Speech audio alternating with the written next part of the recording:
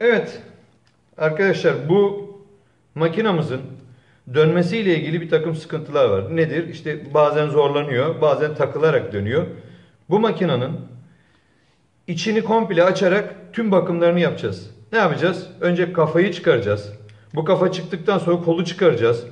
Şu ip sarma rulmanının bakımını yapacağız. İçinin dişlilerini yağlayacağız. İşte şurada bakın şey var. Gres yağı var.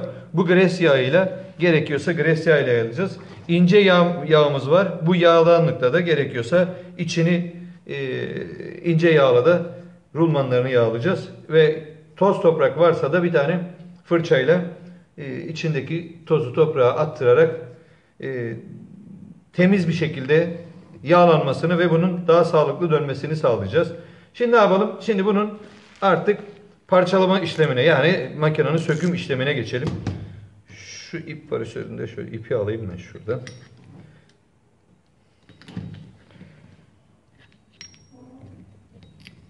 Şu ipi bir çıkartayım.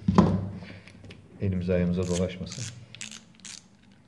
Bakın önce şu makine kafasının, makarasının üzerindeki şunu söktük, şöyle kenara koyduk. Bunu da kenara koyduk. Her söktüğümüzü bir şeyin içine koymamız gerekiyor. Onun için elinizde kutu, herhangi bir, bakın böyle bir şey mesela, herhangi kutu işlemini görecek bir şey bizim işimizi görür. Şunun üzerinden dişlerini söktük. Sökerken yalnız neyi nereden söktüğüne dikkat etmek gerekiyor.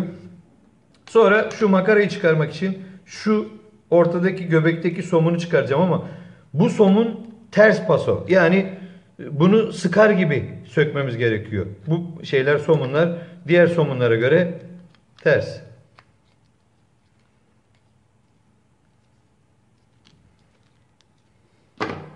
Bakın sanki sıkıyormuş gibi söküldü. Şimdi bunu da çıkartacağım. Evet, bu da çıktı. Bunların içleri zamanla çok kötü bir şekilde kirlenmiş. Şu kolu sökelim.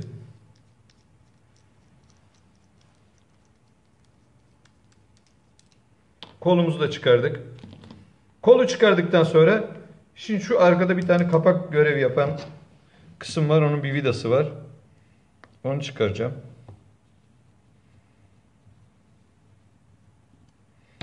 Evet. Vidaları dediğim gibi bir kutunun içinde biriktirmenin faydası var. Kaybolmaz.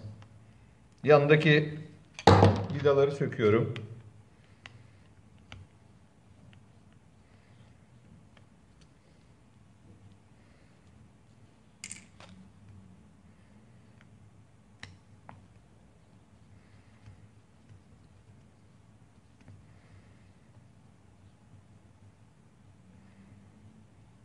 Evet.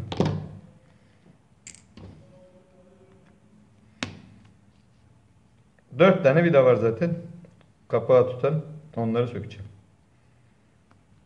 Şu üçüncü. Bir tane kaldı şurada. Bunu da sökmemiz lazım. Evet, bunu da söktük. Şöyle. Şimdi bu üst kapak buradan çıkacak. Şöyle tornavidayı bir yerden araya sokup kaldırtacağım bunu.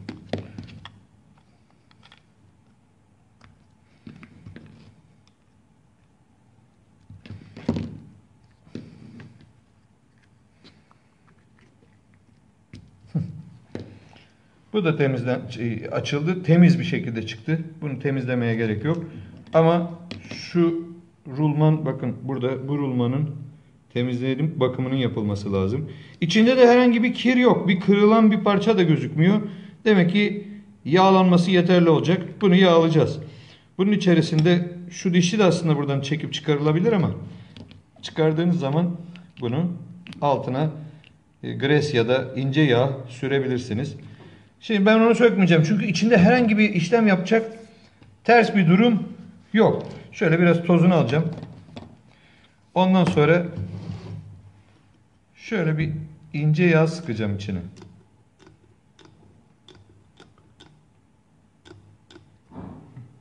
Evet. Bakın şöyle bilye kısmını güzelce yağladım. Ayrıca eğer biz şu dişlilere de yağ sürmek istersek yine biraz şu gres dediğimiz şeyde ısıya karşı hani akıp gitmeyecek türden daha kalın bir yağımız var. Gres yağı sürüyorum bu dişlilere de. Bu da yine kalıcı olarak yağlanmasını ve burada dönerken dişlinin daha güzel çalışmasını sağlayacak. Çok az. Bakın onu çok bol sürmenize gerek yok. Çünkü çok bol sürmek de iyi değil. Isındığı zaman yazın bunun içinden gres akıp gitmesin ondan sonra. Bu temizlendi. Tertemiz bir şekilde çıktı. Bunun mili de temiz. Bakın herhangi bir kırık parça da yok. Kırık olmadığı için zaten bizim için şöyle şuradan bir deneyelim isterseniz bakın. Dönmesinde herhangi bir sıkıntı yok.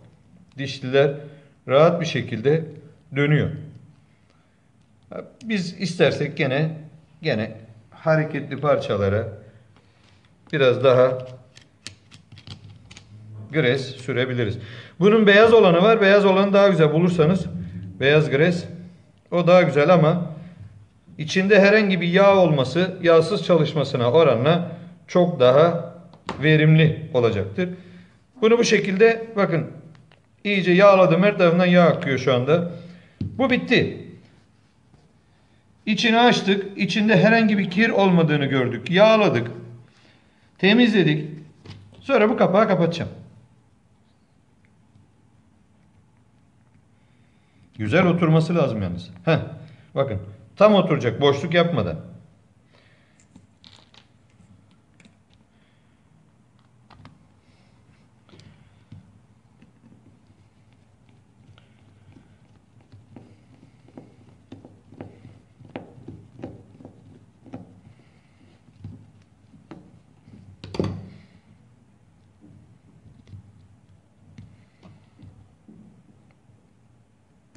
Bu 4 tane vidayı tekrar yerine oturtacağım.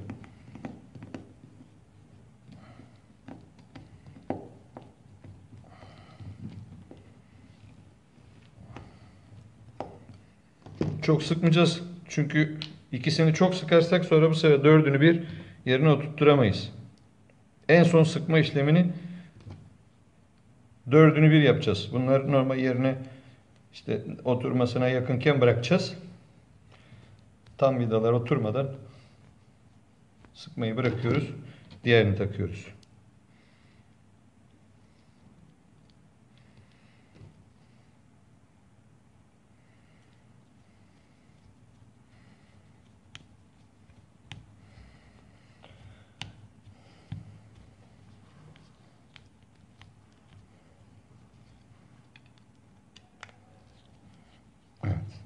Şimdi bakın son sıkma işlemini yapıyorum artık.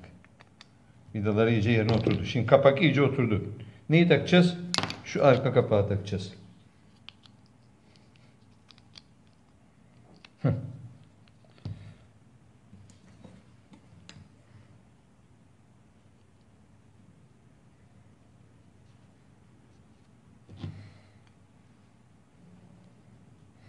Bunun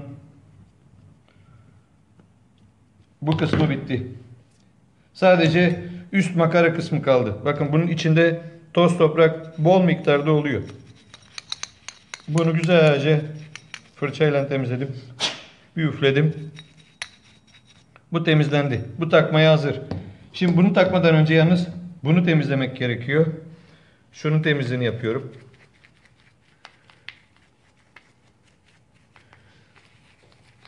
Bir tane böyle fırça veya diş fırçası çok rahat bir şekilde işimizi görür. Evde böyle fırça yoksa eski bir diş fırçasıyla da bunu yapabilirsiniz.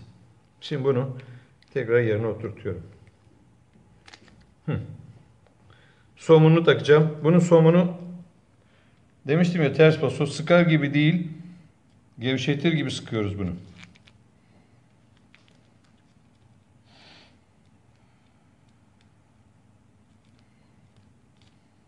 Evet. Bunu şimdi sıktık. Bakın sıkar gibi değil, gevşetir gibi sıktık. Bir ne kaldı şimdi? Bir şuradaki ipin geçtiği, makaraya ipi saran buradaki ufak rulman kaldı. Onu da ipin geçtiği makara kısmının zaten bakımını da başka önceki bir videoda anlatmıştım ben. Çok fazla detaya girmemiştim orada. Eğer bu bakın bu yağlı zaten. Tertemiz bir şekilde çıktı. Kirli değil. Yağlı.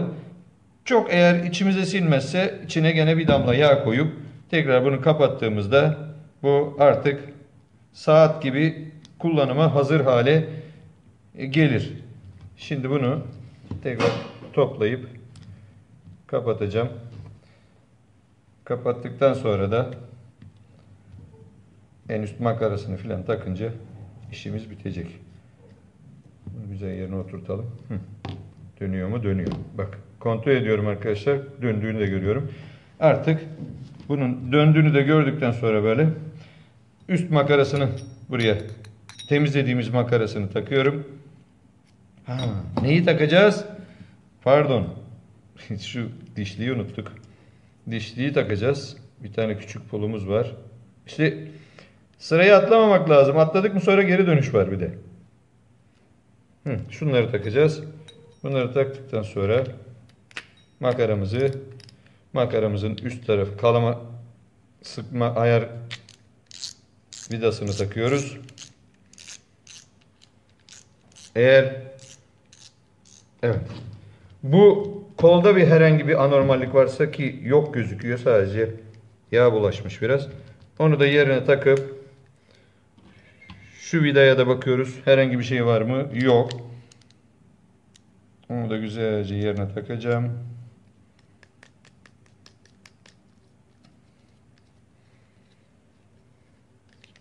Bakın. Saat gibi oldu.